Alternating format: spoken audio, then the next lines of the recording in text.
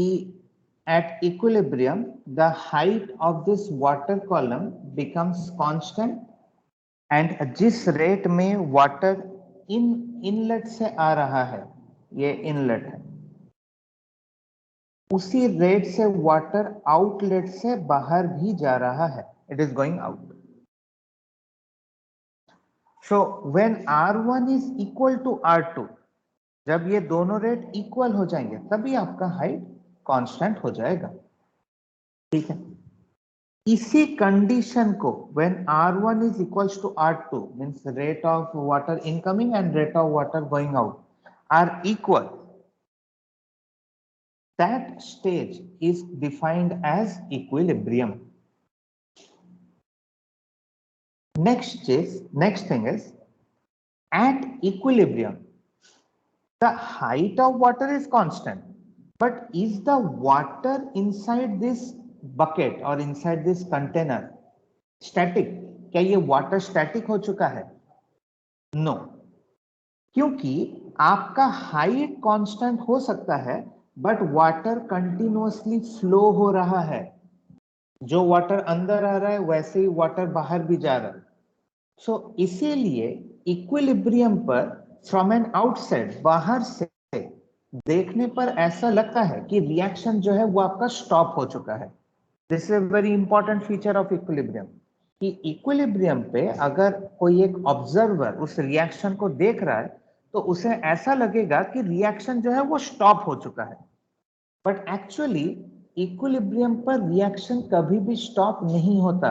Equilibrium is not static, it is dynamic, it is always in motion.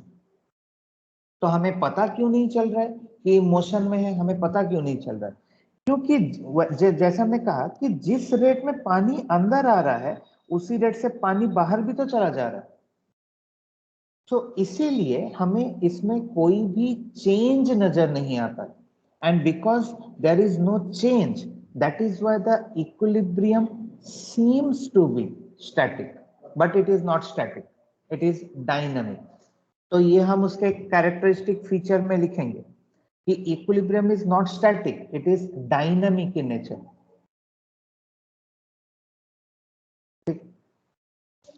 दूसरी बात जो actually thermodynamics से related है. क्या रिलेटेड है थर्मोडायनेमिक्स से? कि हमने अभी थर्मोडायनेमिक्स में पढ़ा दो चीजें. एक था डेल्टा एच टोटल, मतलब जो second law of thermodynamics basically, और एक डेल्टा जी. ये दो चीज हमने थर्मोडायनेमिक्स में पढ़ा था. तो भाई इक्विलिब्रियम में चाहे डेल्टा एच टोटल, मैंने सिर्फ सिस्टम सराउंडिंग नहीं लिखा है, टोटल लिखा है, या डेल्टा जी हो, ये दोनों ही क्या हो जाते हैं? Zero. At equilibrium, both delta H total and delta G both are zero. And a very important thing, जो मैंने डेल्टा एस के लिए तो आपको बताया भी है, लिखवाया भी है, अब मैं डेल्टा जी के लिए भी वो बता दूंगा, शायद मैंने वहां पर नहीं बताया था कि डेल्टा एस टोटल जब मैंने आपको जीरो लिखवाया था, मैंने ठीक उसी के नीचे लिखवाया था कि एंट्रोपी ऑफ द सिस्टम क्या होती है इक्विलिब्रियम में? एंट्रोपी क्या हो जाती है इक्विलिब्रियम पर? सिस्टम की मैक्सिमम नहीं, इंक्रीज नहीं होती है इक्विलिब्रियम पर, वो मैक्सिमम होती है. इंक्रीज स्पॉन्टेनियस प्रोसेस के लिए होती है. Entropy of the system increases for a spontaneous process, but equilibrium पर वो अपने मैक्सिमा को अटेंड कर चुका होता है, मैक्सिमम पॉसिबल वैल्यू अटेंड कर चुका होता है. लेकिन ऑन द कॉन्ट्रेरी, उसके कॉन्ट्रेरी डेल्टा जी जीरो होता है, लेकिन जी ऑफ सिस्टम मतलब फ्री एनर्जी ऑफ सिस्टम, अगर मैं कहूं फ्री एनर्जी, ये सब अभी नहीं लिखना है, ये मैं सिस्टमेटिकली लिखूंगा. सिस्टम जो है ये क्या हो जाता है? ये मिनिमम हो जाता है. Free energy becomes minimum. क्यों फ्री एनर्जी बिकम्स मिनिमम? क्योंकि आपका जब रिएक्शन स्पॉन्टेनियस हो रहा था, मतलब इक्विलिब्रियम उसने कब अटेंड किया होगा, कोई भी चीज इक्विलिब्रियम कब अटेंड करेगा, जब पहले वो स्पॉन्टेनियस होगा। अगर एक रिएक्शन ही नहीं होगा तो वो कभी इक्विलिब्रियम पर नहीं पहुंच पाएगा। First reaction has to be spontaneous, और वो स्पॉन्टेनिटी को अटेंड करते करते इक्विलिब्रियम पर आके पहुंचेगा। तो जब वो रिएक्शन स्पॉन्टेनियस होता है, उसका फ्री एनर्जी जो है वो घटता जाता है, घटता जाता है, घटता जाता है, घटते घटते घटते जैसे ही वो इक्विलिब्रियम अटेंड कर लेता है, मतलब समझना इस पॉइंट के बाद और फ्री एनर्जी घट नहीं सकता। क्योंकि अगर कैसे, क्योंकि अगर इसके बाद फ्री एनर्जी घट सकता था, अगर घट पाता तो रिएक्शन और भी स्पॉन्टेनियस होता। लेकिन उस पॉइंट के बाद रिएक्शन और स्पॉन्टेनियस नहीं है, मतलब रिएक्शन ने अपना मिनिमम फ्री एनर्जी अटेन कर लिया होता है। तो दो चीजें बता रहा हूं मैं। पहला है कि सिस्टम की एंट्रोपी जो है वो मैक्सिमम हो जाती है इक्विलिब्रियम पर, और सिस्टम की फ्री एनर्जी जो है वो मिनिमम, सॉरी क्या कहा मैंने, सिस्टम की एंट्रोपी जो है वो मैक्सिमम हो जाती है इक्विलिब्रियम पर, और सिस्टम की फ्री एनर्जी जो है वो मिनिमम हो जाती है एट इक्विलिब्रियम। वो चीजें मैं आपको ग्राफ से भी दिखाऊंगा कैसे क्या होता है।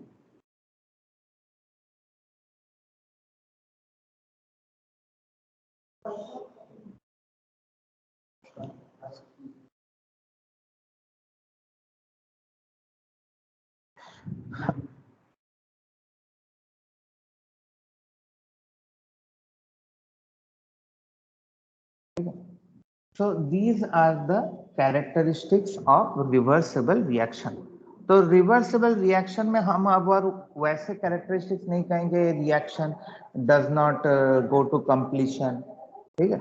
तो वैसे हम रिवर्सिबल रिएक्शन को डिफाइन नहीं करेंगे, या फिर जैसे हमने ये में भी सीखा था, क्या कहते हैं, स्टेट्स ऑफ मैटर, वो तो और याद नहीं होगा, कि जो ड्राइविंग फोर्स है और जो अपोजिंग फोर्स है उनके बीच का जो डिफरेंस होता है वो बहुत स्मॉल होता है, इनफाइनाइट सिमिलरली स्मॉल होता है। तो इस तरीके से हम रिवर्सिबल रिएक्शन को डिफाइन कर देते हैं। लेकिन अब हम ऐसा नहीं डिफाइन करेंगे, हम जो रिवर्सिबल रिएक्शंस इक्विलिब्रियम अटेन करते हैं हम उनके,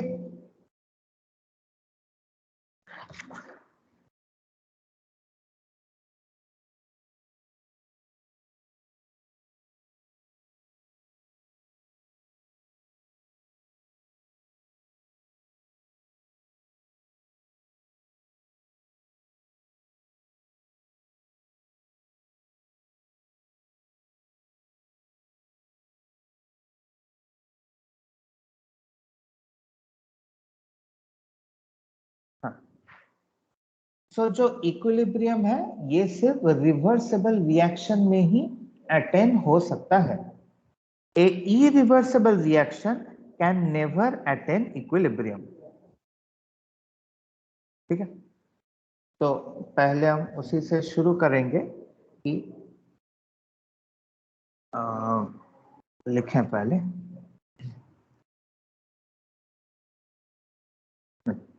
so what is equilibrium?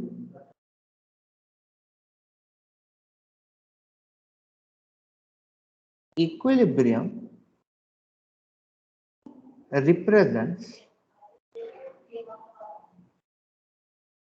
represents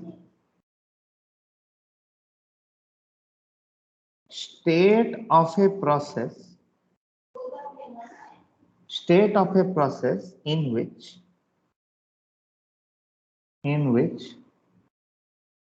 properties like temperature,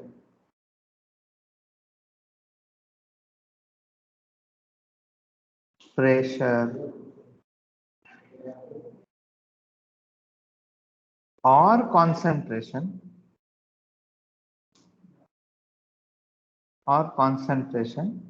of a system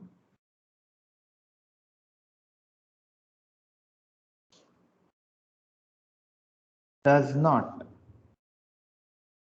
change with time। तो याद करने के लिए नहीं है, समझने के लिए है ये कि इक्विलिब्रियम एक ऐसा स्टेट ऑफ प्रोसेस है जहां पर आपके जो प्रॉपर्टीज हैं like temperature, pressure, concentration, colour, intensity, ये सारे प्रोसेसेस जो हैं वो टाइम के साथ चेंज नहीं होते हैं। They are called as equilibrium.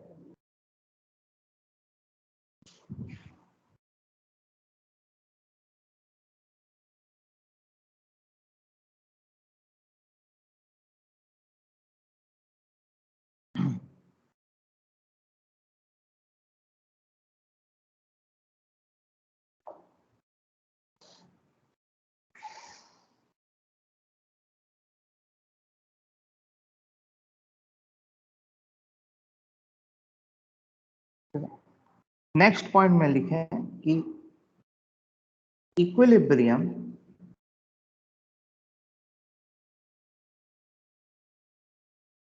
can only be attained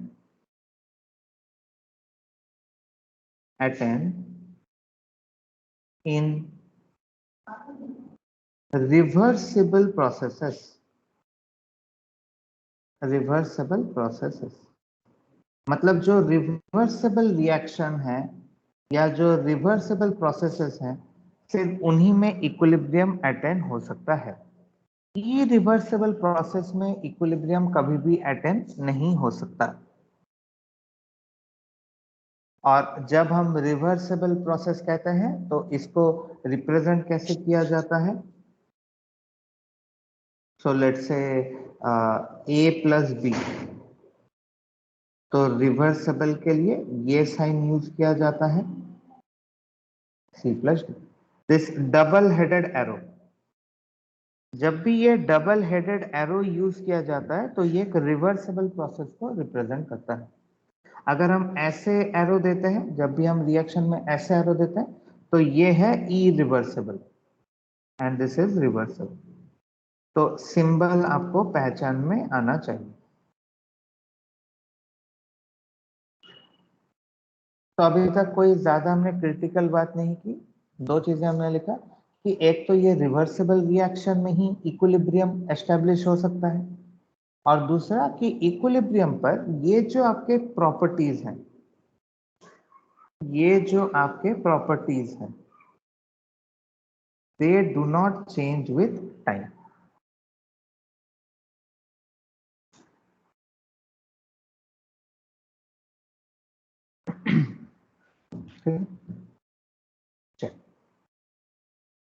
तो अब हम आ जाते हैं कि what are the characteristics of equilibrium. मतलब जो इतने देर से मैं वो बकेट वाला एग्जांपल दे रहा था, तो इक्विलिब्रियम की कैरेक्टरिस्टिक्स क्या क्या होती हैं? एक इक्विलिब्रियम को कैरेक्टरिस्टिक्स हम आइडेंटिफाई कैसे करते हैं? तो ये बहुत जरूरी है क्योंकि यहीं पर हम इक्विलिब्रियम के क्राइटेरियाज की बात करेंगे। ठीक है, तो सबसे पहला पॉइंट जो है वो वही होना चाहिए जो हमने लिखा था कि at equilibrium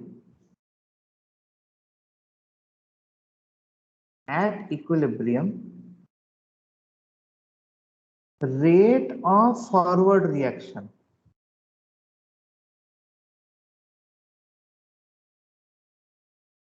is equal to rate of backward reaction। This is the first thing, reaction। Rate of forward reaction को हम आर एफ लिख लेते हैं, रेट ऑफ बैकवर्ड रिएक्शन को हम आर बी लिख लेते हैं। At equilibrium, the rate of forward reaction is equal to the rate of backward reaction। मतलब जिस रेट में वाटर अंदर आ रहा है उसी रेट में वाटर बाहर भी जा रहा है।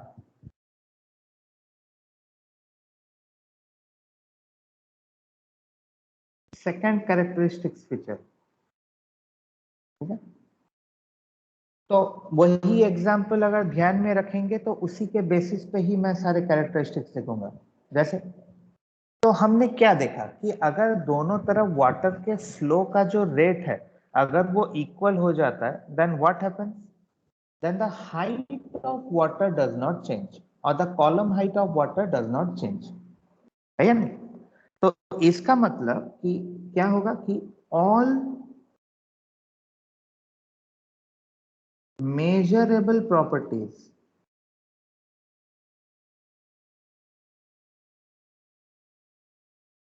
like वही प्रेशर, कंसंट्रेशन,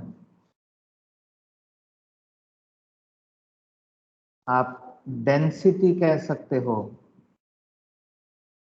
आप कलर कह सकते हो, मतलब जब कोई कलर्ड रिएक्शन हो रहा है लेट्स से, तो आप देखोगे कि कलर की इंटेंसिटी जो है वो फिक्स हो गई है, मतलब कलर चेंज और नहीं हो रहा है।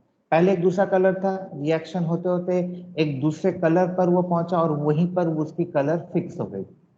Colour, pressure, density, concentration, etc. etc. etc. does not change at equilibrium.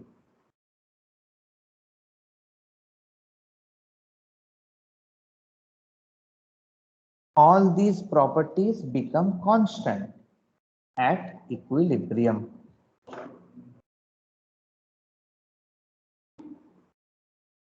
जिसको हमने वो हाइट से समझाया था। अब वो हाइट यहाँ पर हम नहीं लिखेंगे बिकॉज यहाँ पर हम बात केमिकल रिएक्शंस की कर रहे हैं, तो केमिकल रिएक्शंस का कोई हाइट नहीं होता है। मोल्स भी लिख सकते हो आप, मोल्स भी इसमें जोड़ सकते हो, मोल्स भी हो सकता है। एक केमिकल रिएक्शन में क्या चेंज होता है, एक केमिकल रिएक्शन का प्रेशर चेंज हो सकता है, उसमें नंबर ऑफ मोल्स चेंज हो सकता है, उसका कॉन्सेंट्रेशन चेंज हो सकता है, डेंसिटी चेंज हो सकता है। तो these are the measurable properties, these are the properties which you can calculate, you can measure, so they do not change at equilibrium। लेकिन रेट क्या हो जाता है, रेट इक्वल हो जाता है।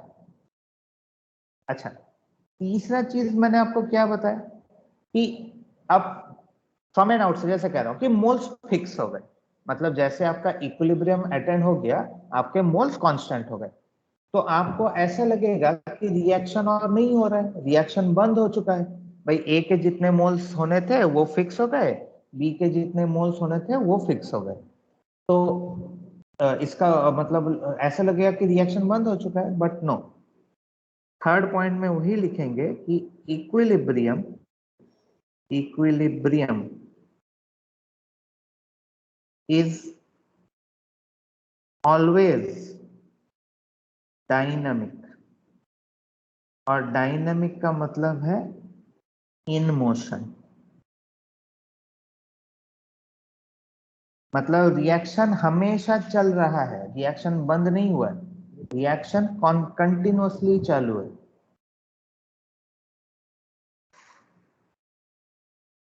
जब तक आप उस पर कोई एक्सटर्नल चेंज नहीं करते।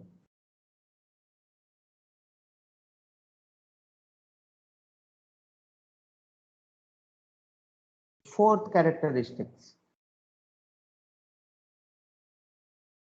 फोर्थ कैरेक्टरिस्टिक्स, तो फोर्थ में क्या बताया मैंने कि जो हमारे थर्मोडायनेमिक पैरामीटर्स हैं उनका क्या होता है, तो वही लिखेंगे कि at equilibrium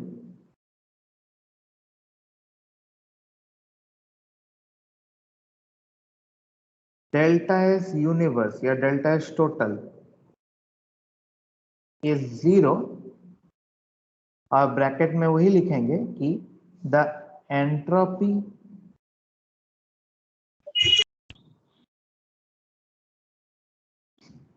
of system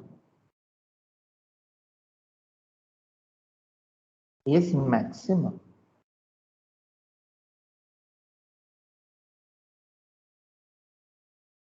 entropy of system is maximum. लेकिन दूसरा कि delta G of system, delta G तो सिस्टम का ही होता है, ये भी 0 होता है। लेकिन free energy of system is minimum. Very important है ये पॉइंट, मार्क करके रखिएगा अगर गलत करना नहीं चाहते हैं तो।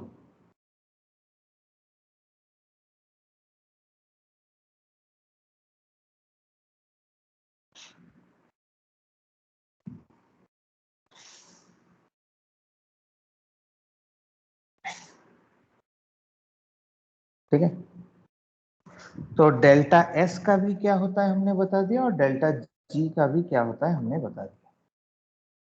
नाउ नेक्स्ट, बुक में इधर उधर के पॉइंट्स लिखे हुए हैं, वो सब मैं डिस्कस भी नहीं करूंगा। जो मैं लिखा रहा हूँ वही लिखिए, वो सिर्फ वही पूछे जाएंगे। फिफ्थ पॉइंट पर, फिफ्थ पॉइंट में आपको पूछा जाता है, या एक और टाइप ऑफ क्वेश्चन होता है कि कैटलिस्ट का क्या इफेक्ट होता है। वी नो दैट, अब कैटलिस्ट की बात क्यों कर रहे हैं, क्योंकि अगर हम कैरेक्टरिस्टिक्स ऑफ इक्विलिब्रियम की बात करें तो पहले पॉइंट में ही हमने ये लिखा था कि इक्विलिब्रियम पर रेट ऑफ फॉरवर्ड रिएक्शन और बैकवर्ड रिएक्शन इक्वल हो जाता है ना। कैटलिस्ट का क्या रोल होता है, catalyst is also related to rate. तो हम क्या कहते हैं, कैटलिस्ट जो है वो रेट ऑफ रिएक्शन को हाँ इंक्रीज कर देता है, एनहांस कर देता है, बढ़ा देता है। कैटलिस्ट का ये काम होता है। इसका मतलब कहीं ना कहीं कैटलिस्ट का भी कुछ रोल होना चाहिए यहाँ पर, क्योंकि कैटलिस्ट भी रेट की बात करता है, इक्विलिब्रियम भी रेट की बात कर रहा है। लेकिन मजे की बात यह है कि कैटलिस्ट का एक्चुअली इक्विलिब्रियम पर कोई इफेक्ट नहीं होता है। Catalyst has no effect on equilibrium. Catalyst सिर्फ क्या कर सकता है, कैटलिस्ट सिर्फ टाइम को रिड्यूस कर सकता है। मींस अगर आपने कोई एक रिएक्शन विदाउट कैटलिस्ट किया, विदाउट कैटलिस्ट किया, तो अगर उस रिएक्शन को इक्विलिब्रियम अटेन करने में 1 घंटा लगता है, तो कैटलिस्ट के साथ लेट्स से वो 15 मिनट्स में हो जाएगा। So catalyst can only reduce the time. तो जो मैंने इससे पहले कहा कि फिर नो इफेक्ट ऑन इक्विलिब्रियम, इसका क्या मतलब है, नो इफेक्ट ऑन इक्विलिब्रियम का मतलब है कि ये इक्विलिब्रियम के कॉन्सेंट्रेशन को अफेक्ट नहीं करेगा। मींस ऐसे मैं बता देता हूं, लिखना नहीं है इसको। Let's say a is an equilibrium with b. मैंने 1 मोल ए लेकर रिएक्शन को चालू किया था और इक्विलिब्रियम पर विदाउट कैटलिस्ट, विदाउट कैटलिस्ट, ये है विदाउट कैटलिस्ट। और इक्विलिब्रियम पर ए का बचा 0.2 मोल और बी का बचा 0.8 मोल। लेट्स से ऐसा हुआ, लेट्स से। तो अगर मैं कैटलिस्ट यूज भी करता हूं और 1 मोल ए लेकर रिएक्शन स्टार्ट करता हूं, तो तब भी मुझे इक्विलिब्रियम पर 0.2 मोल ए और 0.8 मोल बी ही मिलेगा। That is why we are saying that catalyst has no effect on equilibrium. ठीक है, मतलब एक तरह से हम कह रहे हैं इफेक्ट नहीं है, लेकिन फिर इफेक्ट है भी। तो क्यों नहीं हो रहा है, क्यों इक्विलिब्रियम कॉन्सेंट्रेशन चेंज नहीं हो रहा है, चाहे हम यूज करें या ना करें। बिकॉज कैटलिस्ट का एक इंपॉर्टेंट कैरेक्टरिस्टिक है जो अब तक मैंने आपको नहीं बताया, कि catalyst increases the rate of reaction, that is true, but catalyst increases the rate of forward as well as backward reaction equally. अगर फॉरवर्ड रिएक्शन को वो 2 टाइम्स कर देता है, डबल कर देता है, तो वो बैकवर्ड रिएक्शन के रेट को भी 2 टाइम्स कर देगा। ठीक है, वैसा ही है कि जैसे मान लो ये आपके 2 पॉइंट्स हैं, इधर से एक बाइकर जा रहा है, इधर से एक बाइकर आ रहा है, एंड लेट्स से वो इस पॉइंट पर मीट कर रहे हैं। तो अगर ये 30 किलोमीटर पे आ रहा है, 30 किलोमीटर पर आवर, और ये भी 30 किलोमीटर पर आवर मूव कर रहा है, एंड लेट्स से वो दोनों इस पॉइंट पर मीट करता है, तो अगर मैं इसका भी स्पीड 60 कर दूं और इसका भी स्पीड अगर मैं 60 कर दूं, तो तब भी क्या होगा, वो इसी पॉइंट पे ही मिलेंगे, ना लेफ्ट में मिलेंगे ना राइट में मिलेंगे, वो उसी पॉइंट पर मिलेंगे। बस डिफरेंस ये होगा कि पहले जितना टाइम उनको लग रहा था मीट करने में, अब वो टाइम जो है वो रिड्यूस हो जाएगा। ठीक यही काम करता है कैटलिस्ट, ये स्पीड बढ़ा देता है, मतलब बाइक का स्पीड नहीं, रिएक्शन का स्पीड बढ़ा देता है। तो इसलिए कैटलिस्ट इज वेरी इंपॉर्टेंट, जिसके बारे में आपके बुक में देखिएगा जरूर नहीं लिखा होगा। तो कैटलिस्ट का,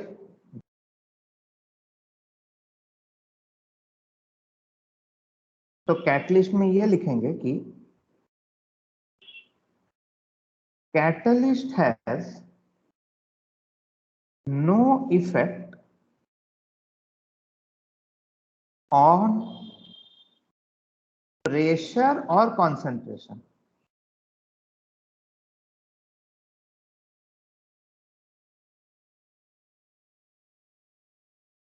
एट इक्विलिब्रियम।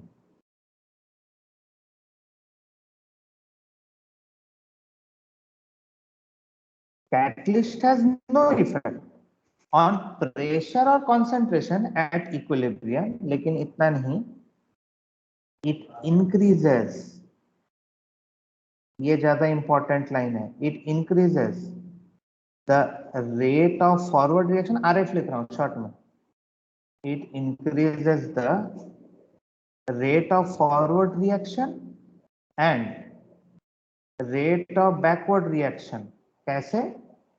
Equally।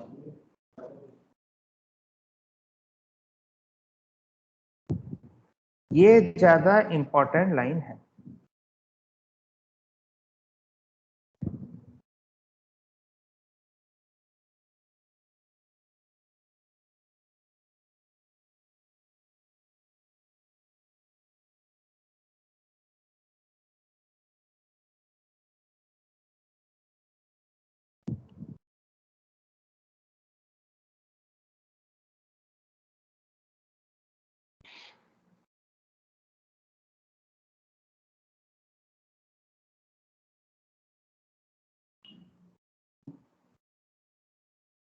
तो ये है हमारा 5वां पॉइंट।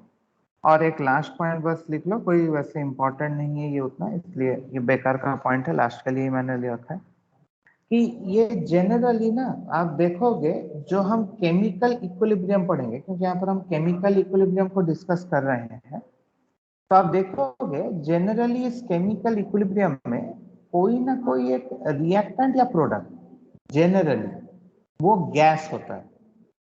तो इसीलिए हम कहते हैं कि इक्विलिब्रियम को हमेशा एक क्लोज्ड वेसल के अंदर हम एस्टेब्लिश कर सकते हैं, क्योंकि अगर वेसल ओपन हुआ, अगर वेसल ओपन हुआ और कोई एक रिएक्टेंट या प्रोडक्ट, दोनों में से कोई भी या दोनों, अगर गैसेस है फिर तो वो गैस एस्केप कर जाएंगे, तो इक्विलिब्रियम किसके बीच में बनेगा? तो इसलिए 6 पॉइंट वही है कि if any reactant or product or both are gases, solid liquid होने पर प्रॉब्लम नहीं होता, गैस होने पर problem, are gases, then equilibrium is established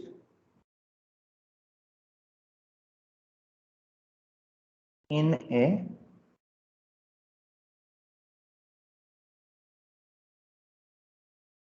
closed vessel.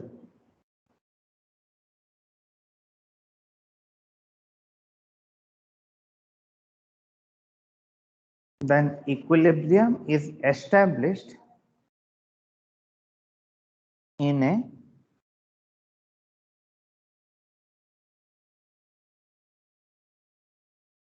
closed vessel.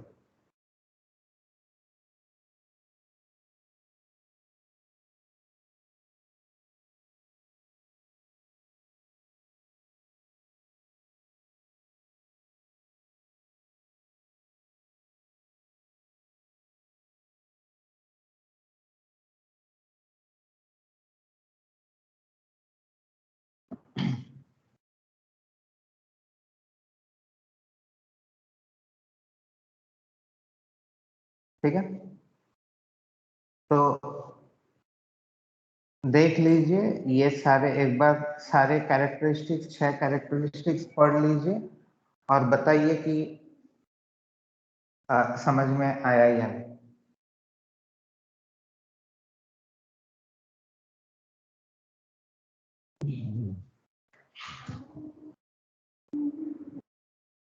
तो these are the 6 characteristics of equilibrium। वैसे तो और भी है, लेकिन उसको मैं यहाँ पर डिस्कस नहीं करूंगा, और जैसे जैसे हम आगे पढ़ते जाएंगे उसी में देखेंगे।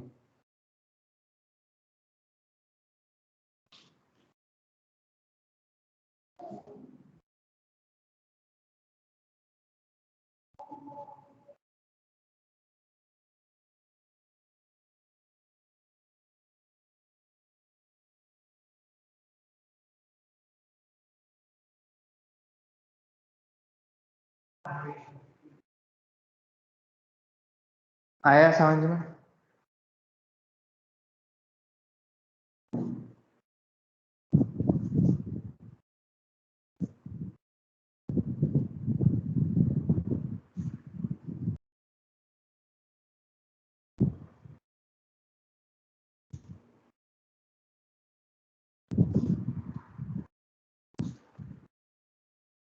ठीक,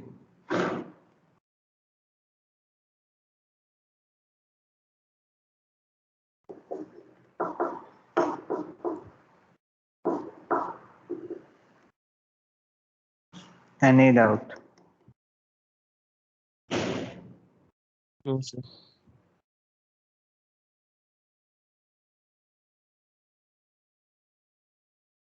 तो अब यहाँ पर मैंने कुछ आपको कैरेक्टरिस्टिक्स जो लिखवाए हैं, उन्हीं से जो मुझे लगता है रेलेवेंट ग्राफ्स जरूरी है उनको देख लेना है।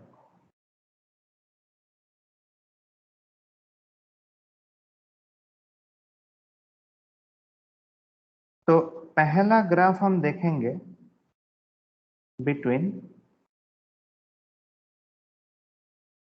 Rate and time.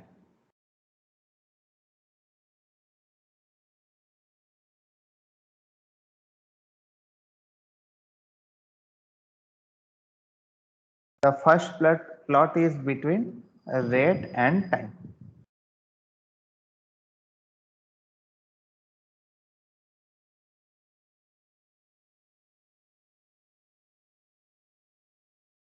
तो रेट वर्सेस टाइम का प्लॉट कैसे होगा? तो हमने क्या देखा, देखिए कि इक्विलिब्रियम के लिए आपके रेट ऑफ फॉरवर्ड रिएक्शन को किसके बराबर होना है? रेट ऑफ बैकवर्ड रिएक्शन के बराबर, ऐसा होना है। तो फिर इसका ग्राफ कैसे होगा कि जो फॉरवर्ड रिएक्शन का रेट है वो टाइम के साथ क्या होता जाता है? कम होता जाता है। ऐसा क्यों? देखो ये ठीक वैसे ही है जैसे मान लो आप एग्जामिनेशन देने बैठे हो, ठीक है, you have sit to give a 3 hours of paper जहां पर आप लिखना है, you have to write an exam 3 घंटे का। तो देखिए अगर 3 घंटे का पेपर है तो आप शुरुआत में जब व्हेन द पेपर स्टार्ट तो आप फास्टर लिखोगे, बिकॉज यू आर मतलब आप पूरा तैयार होकर आए हो, you are full of energy. तो आप शुरुआत में जब आप लिखना शुरू करोगे तो आपका पेज जो है वो ज्यादा रहेगा। आप लेट से 1 या 2 मिनट के अंदर ही एक पेज लिख दोगे, है ना, फटाफट आंसर आता जाएगा। जो जो आपको आता है एक्चुअली आप उनको पहले अटेम्प्ट करोगे तो उनका आंसर आप लिखते जाओगे।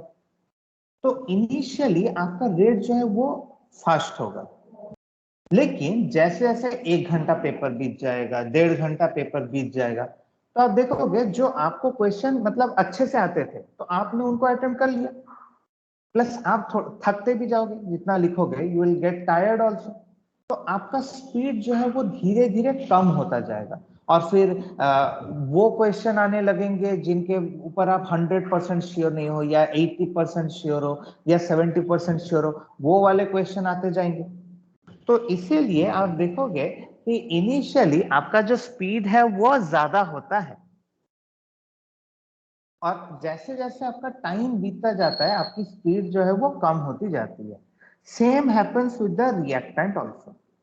कि इनिशियली क्योंकि आपके वेसल के अंदर सिर्फ रिएक्टेंट होगा, जैसे मैं नाइट्रोजन और हाइड्रोजन को कंबाइन करके अमोनिया बनाता हूँ, तो पहले मेरे वेसल के अंदर सिर्फ नाइट्रोजन और हाइड्रोजन होगा, तो नाइट्रोजन और हाइड्रोजन कंबाइन करके अमोनिया बना रहे होंगे। बट जैसे जैसे टाइम जाएगा नाइट्रोजन का भी अमाउंट कम होता जाएगा, हाइड्रोजन का भी अमाउंट कम होता जाएगा, तो उनके बीच में कोलिजन होकर जो प्रोडक्ट की फॉर्म होने की पॉसिबिलिटी है या प्रोबेबिलिटी है वो भी कम होती जाएगी। So that is why the rate curve looks like this. इसके लिए ये RF है, फॉरवर्ड रिएक्शन, ठीक है, मैंने ऐसे बनाया। एंड कन्वर्सली बैकवर्ड रिएक्शन भी यहां पर हो रहा है, तो ये भी क्या होगा, तो देखो बैकवर्ड रिएक्शन प्रोडक्ट की वजह से होता है, तो इनिशियली तो कोई प्रोडक्ट होगा नहीं, तो इनिशियल रेट देखो इसलिए हमने 0 से शुरू किया, यहां पर है हमारा 0। जब प्रोडक्ट ही नहीं है तो काहे का रेट, लेकिन अब जैसे जैसे प्रोडक्ट बनेगा, प्रोडक्ट बनता जाएगा, तो धीरे धीरे बैकवर्ड रिएक्शन भी शुरू हो जाएगा। तो अब हमारे इक्विलिब्रियम, तो ये है हमारा रेट ऑफ बैकवर्ड रिएक्शन। तो अब हमारे इक्विलिब्रियम का क्या कंडीशन है, जहां पर ये फॉरवर्ड रिएक्शन और बैकवर्ड रिएक्शन दोनों इक्वल हो जाएंगे। इक्वल हो जाएंगे का क्या मतलब है, जहां पर ये दोनों मीट कर लेंगे, जिस टाइम पर ये दोनों मीट करेंगे उस पॉइंट को क्या कहा जाता है, उसी पॉइंट को कहा जाता है equilibrium. This point is called as equilibrium, क्योंकि यहां पर आपका RF और RB जो है वो इक्वल हो चुका है, उनको इक्वल ही होना है।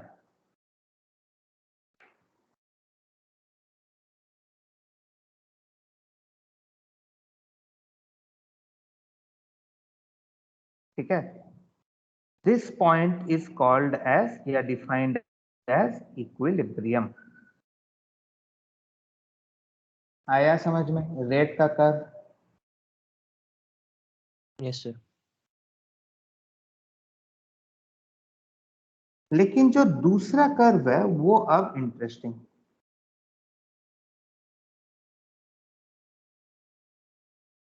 ध्यान रहे रेट का कर्व इसके अलावा और कुछ नहीं हो सकता। प्लस एक और चीज भी यहां पर नोट करने वाली है, वो भी जान लीजिए कि देखो आपका रेट ऑफ फॉरवर्ड रिएक्शन घट रहा था, रेट ऑफ बैकवर्ड रिएक्शन बढ़ रहा था, जहां पर दोनों ने मीट कर लिया, इक्वल हो गए, वहां पर आपका बन गया इक्विलिब्रियम। ठीक है, ये सब ठीक है, लेकिन एक चीज और नोट करिए कि एक बार जैसे ही आपका इक्विलिब्रियम एस्टेब्लिश हो गया, उसके बाद देखो रेट में और कोई भी चेंज नहीं हुआ। उस पॉइंट के बाद जहां पर ये दोनों मीट कर गए, उस पॉइंट के बाद आपके रेट पर कोई भी इफेक्ट नहीं आया। तो इसीलिए हम कह रहे हैं कि इक्विलिब्रियम पर एक बार जब रेट इक्वल हो जाता है, उसके बाद उनमें और कोई भी चेंज नहीं आता, उसके बाद वो एकदम पैरेलल चलता रहेगा, पैरेलल टू एक्स एक्सिस। अच्छा, तो next is your concentration versus time.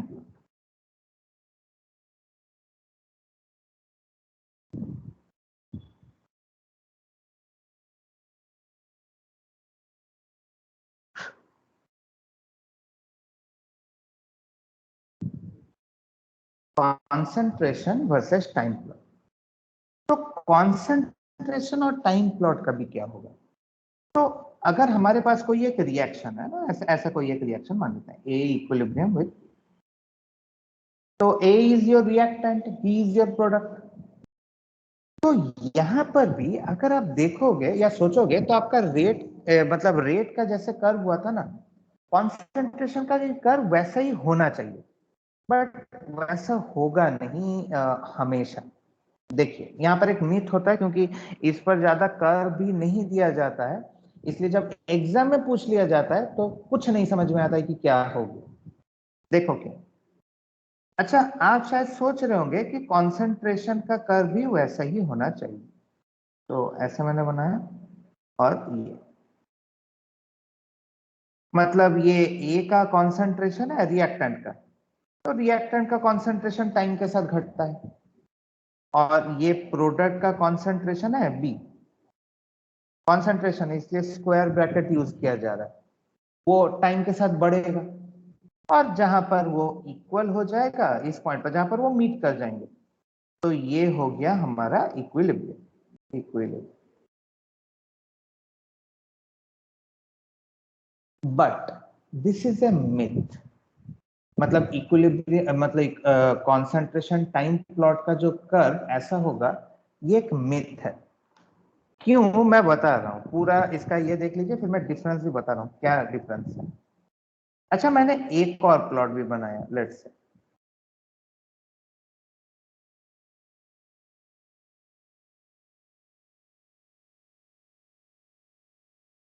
ये भी कॉन्सेंट्रेशन वर्सेस टाइम है, और यहां पर मैं इस कर्व को ऐसे बना रहा हूं।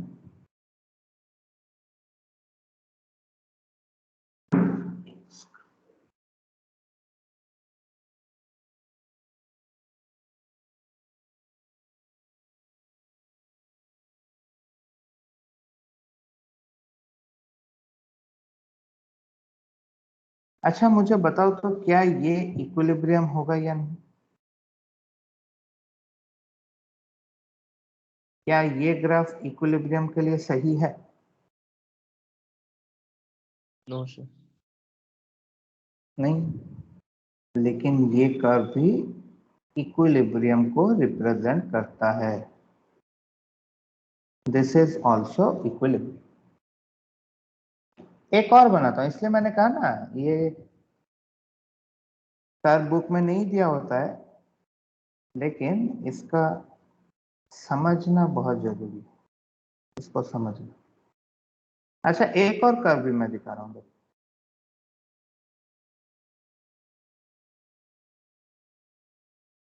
अब मुझे बताओ क्या ये सही है या नहीं?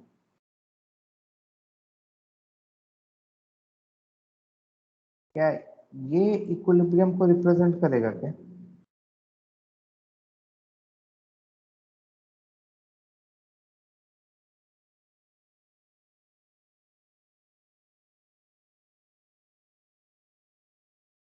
ये भी इक्विलिब्रियम को रिप्रेजेंट करता है।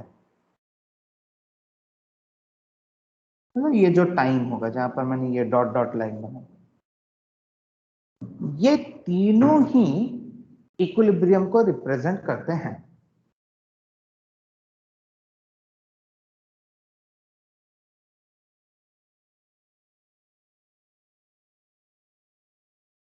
ठीक है, ऑल दीज थ्री ग्राफ्स, ये तीनों ही ग्राफ जो आपने बनाया है, ये तीनों ही इक्विलिब्रियम को रिप्रेजेंट करते हैं। ठीक है, ऐसा क्यों? क्योंकि देखो, इक्विलिब्रियम का कंडीशन क्या था? इक्विलिब्रियम पर जो रेट ऑफ फॉरवर्ड रिएक्शन है, वो रेट ऑफ बैकवर्ड रिएक्शन के बराबर होना चाहिए। The rate of forward reaction should be equal to the rate of backward reaction. लेकिन थोड़ा सेकंड पॉइंट देखिए, हमने सेकंड पॉइंट में क्या लिखा है। सेकंड पॉइंट में हमने ये लिखा है कि एट इक्विलिब्रियम जो आपके मेजरेबल प्रॉपर्टीज हैं, ये सारे क्या हो जाते हैं? थोड़ा देखिए तो क्या लिखा हुआ है, क्या लिखा हुआ है? All the measurable properties become, हाँ हाँ, constant. All the measurable properties become constant. Constant और इक्वल में बहुत बड़ा डिफरेंस होता है। कांस्टेंट हो जाने का मतलब है कि उस पॉइंट के बाद, उस पॉइंट को अचीव कर लेने के बाद आपका और कोई चेंज नहीं होगा। और इक्वल हो जाने का मतलब है कि वहां पर वो दोनों एकदम मीट करना चाहिए। अब अगर आप ये कॉन्सेंट्रेशन के ये सेकंड, थर्ड और फोर्थ कर्व को देखोगे, सेकंड, थर्ड और ये फोर्थ कर्व को अगर आप देखोगे, तो यहां पर क्या बताओ, जहां पर मैंने ये जो डॉटेड लाइन दिखाई, ये जो डॉटेड लाइन है आपका, क्या ये हर जगह पर कांस्टेंट हो चुका है? मतलब इस पॉइंट के बाद क्या हर एक जगह वो कांस्टेंट हो चुका है? देखो, बोलो। Yes sir. Yes sir. तीनों तीनों कर्व में डिफरेंस क्या है, कोई बता सकता है? मतलब देखो, ए मैंने रिएक्टेंट के लिए दिखाया, ये बी जो नीचे से ऊपर जा रहा है ये मैंने प्रोडक्ट के लिए दिखाया, ठीक है? तो तीनों कर्व में क्या कोई डिफरेंस बता सकता है कि इक्विलिब्रियम पर तीनों पे क्या डिफरेंस है? तीनों कर्व में इक्विलिब्रियम पर में क्या डिफरेंस है? अच्छा चलो पहला वाला मैं बता देता हूं। पहले वाले में देखिए कि एट इक्विलिब्रियम आपका ए और बी का कॉन्सेंट्रेशन जो है वो इक्वल हो चुका है। एक सेकंड रुको, एक सेकंड।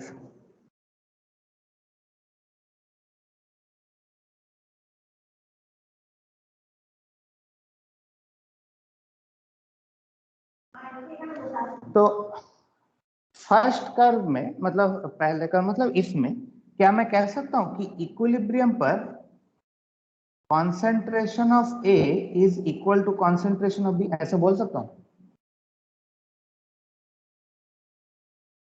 बोलो। अरे दोनों मीट कर गए हैं ना, तो मीट कर जाने का मतलब क्या है कि इस पॉइंट पर, चलो रेड कलर से दिखाता हूं, इस पॉइंट पर ए और बी का कॉन्सेंट्रेशन तो सेम हो चुका है। अरे सेम Yes, हो गया है या नहीं? ये है yes, ना कॉन्सेंट्रेशन, यहां पर वो सेम हो चुका है। तो सेकंड वाले में क्या होगा? सेकंड वाले कर्व में इक्विलिब्रियम पर क्या हुआ?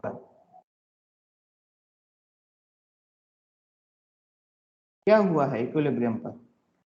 concentration same नहीं है। सेम तो नहीं है, लेकिन कोई रिलेशन नहीं है दोनों के बीच में, ग्रेटर देन लेस देन कोई रिलेशन नहीं है। Reactant ज्यादा है। concentration of B product is greater than reactant। तो मैं अभी तक रिएक्टेंट और प्रोडक्ट के बीच में डिफरेंस नहीं पता चल रहा। बहुत अच्छे, रिएक्टेंट और प्रोडक्ट के बीच में अभी तक डिफरेंस तुम्हें नहीं पता। ए का ग्राफ नीचे जा रहा है, बी का कर्व ये है, ए का कर्व क्या मतलब पढ़ते हैं भगवान जाने। ए का कर्व यहां पर है, ए का कर्व यहां पर चला गया, बी का कर्व यहां से चालू हुआ, बी का कर्व यहां पर चला गया, बी का कॉन्सेंट्रेशन ए से कम है यहां पर,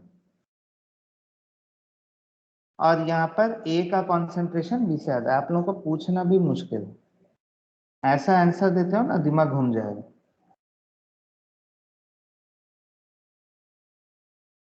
ए का कॉन्सेंट्रेशन बी से ज्यादा, और आगे और पूछूंगा नहीं कुछ। तो इसका मतलब क्या है कि for the third curve here product is more favourable.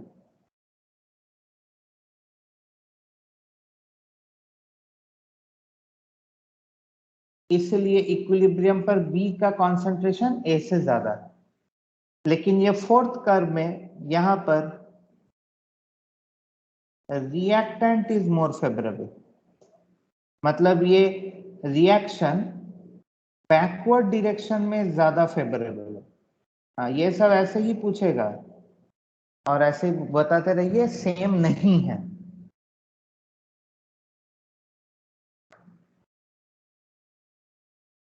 Concentration of reactant ज्यादा होने का मतलब reactant is more favourable at equilibrium. Product का कॉन्सेंट्रेशन रिएक्टेंट से इक्विलिब्रियम में ज्यादा होने का मतलब product is more favourable at equilibrium. Second वाले में हम कुछ भी नहीं कह सकते, ये अगर आपको लिखना ही है you can write both reactant and products are equally favourable at equilibrium, मतलब कोई किसी से ज्यादा नहीं है, दोनों का कॉन्सेंट्रेशन सेम हो चुका है। तो ना रिएक्टेंट ज्यादा फेवरेबल है ना प्रोडक्ट ज्यादा फेवरेबल, लेकिन इन दोनों के लिए मैं ये लाइन लिख सकता हूं।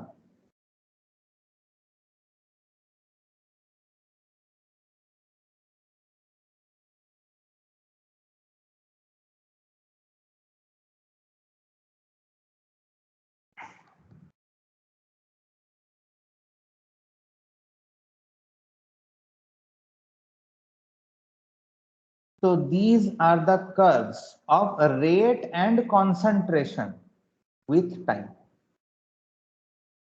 है ना? वैसे आपको नहीं, कुछ नहीं समझ में आता इसलिए एक और भी दिखा देता हूं, नहीं तो वो भी नहीं कर पाएंगे। जैसे कई बार इस रिएक्शन के लिए पूछा गया है question, N2 plus thrice H2 equilibrium ammonia twice NH3। मान लो ये रिएक्शन है, तो इस रिएक्शन में ऐसे पूछा भी गया है, 4 कर्व दे दिया गया और पूछा गया कि भाई इन चारों में से कौन सा इस रिएक्शन का करेक्ट रिप्रेजेंटेशन होगा, which curve correctly represents this reaction. तो वो भी जान लीजिए। सारा तो मैं नहीं दिखा सकता, जितना हो सकता है मैं बता दूं।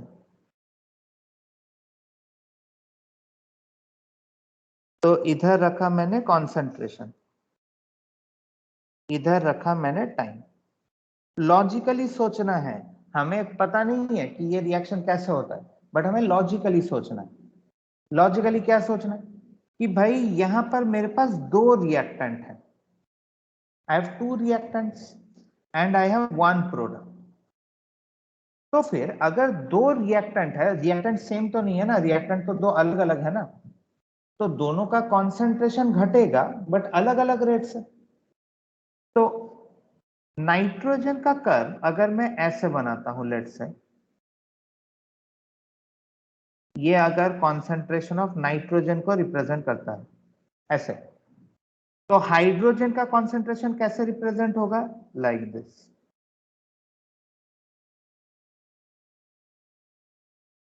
This is the concentration of hydrogen. Plus एक और चीज भी बता दूं, मैं यहां पर ये रिप्रेजेंट भी कर रहा हूं, मतलब मैं कह रहा हूं जरूरी नहीं है, मैं ऊपर हाइड्रोजन और नीचे भी नाइट्रोजन दिखा सकता था। तो जब मैं ऐसे ग्राफ को बना रहा हूं तो मैं वो भी मेंशन कर देता हूं कि मैं ये बता रहा हूं कि जो नाइट्रोजन का कॉन्सेंट्रेशन है वो हाइड्रोजन से ज्यादा है। कहां पर, इनिशियल। इसलिए देखो मैंने ऊपर नाइट्रोजन को बनाया है और नीचे हाइड्रोजन को बनाया है। ये सब कॉमन सेंस है, ये आपको देखकर समझ में आना चाहिए। और अमोनिया हमारा प्रोडक्ट है, तो आप प्रोडक्ट को ऐसे बना लो कहीं पर भी। अच्छा, ये मैंने कुछ ज्यादा ही अंदर की तरह बना दिया है, एक सेकंड, एक सेकंड।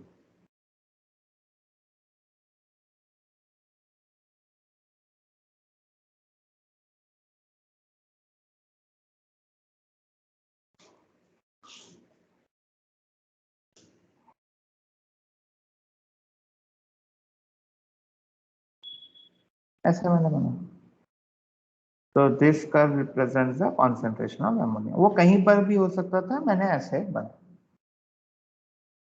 समझना ये है कि 2 रिएक्टेंट है तो 2 कर्व होंगे जो ऊपर से नीचे की तरफ आएंगे, और रिएक्टेंट हमेशा घटेगा डाउनवर्ड्स, और प्रोडक्ट हमेशा बनेगा। अब जरूरी नहीं है कि वो नाइट्रोजन के ऊपर हो, वो यहां पर भी हो सकता था, वो यहां पर भी हो सकता था प्रोडक्ट का, लेकिन प्रोडक्ट टाइम के साथ बढ़ेगा। मेन बात ये है।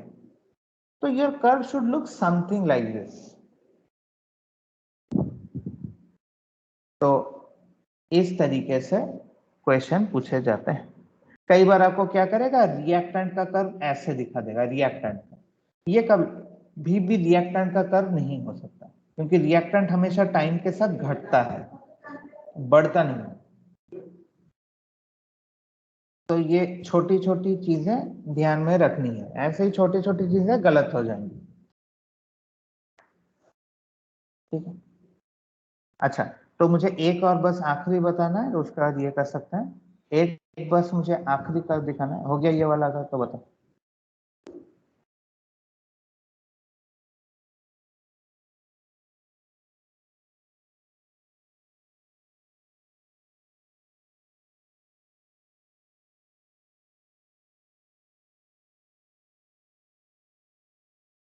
अमोनिया वाला कर्व अगर हो जाए तो बताइएगा।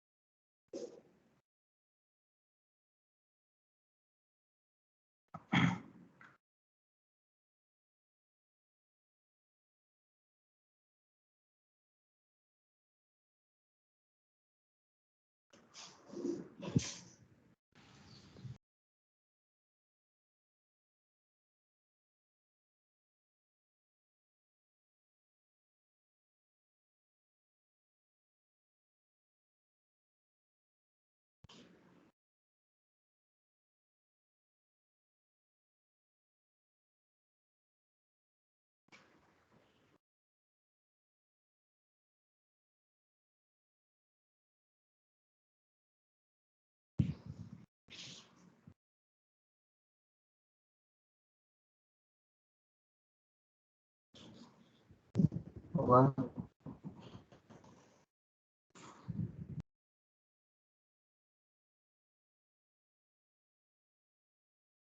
यस सर, हो गया।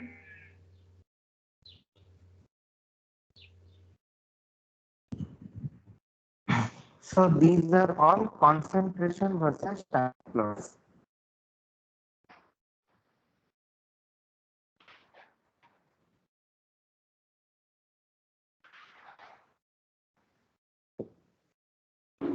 बस एक और प्लॉट दिखाकर मैं एंड कर दूंगी, वो है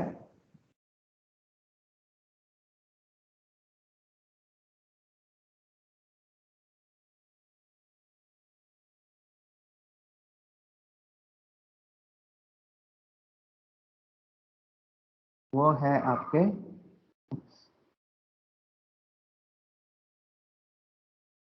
गिब्स फ्री एनर्जी वर्सेस, इधर रख लो, प्रोग्रेस ऑफ रिएक्शन।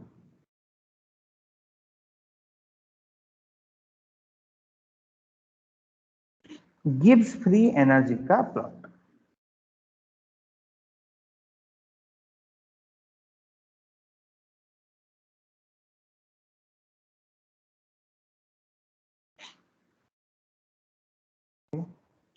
तो गिब्स फ्री एनर्जी का प्लॉट कैसे होता है? तो अगर यहां पर मेरा रिएक्टेंट का free energy, this is the free energy of the reactant, यहां पर, and this is the free energy of the product. दोनों ही तरफ फ्री एनर्जी है, ठीक है, बस मैं रिएक्टेंट प्रोडक्ट दिखाने के लिए ये दो लाइन यूज कर रहा हूं। तो अगर ऐसे मेरे पास दो कर्व है तो क्या होगा? तो आपका जो फ्री एनर्जी कर्व है ना, that will look something like,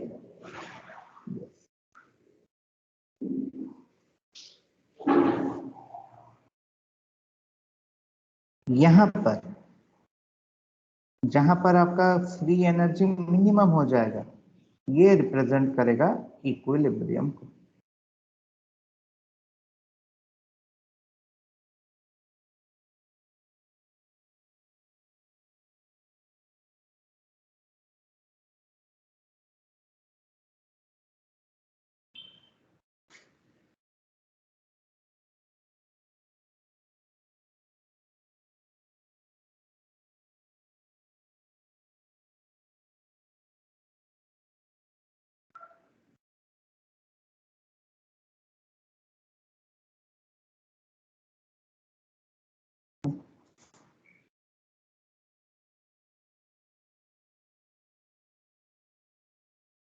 तो ये आपके रेलेवेंट कर्व्स होते हैं फॉर इक्विलिब्रियम।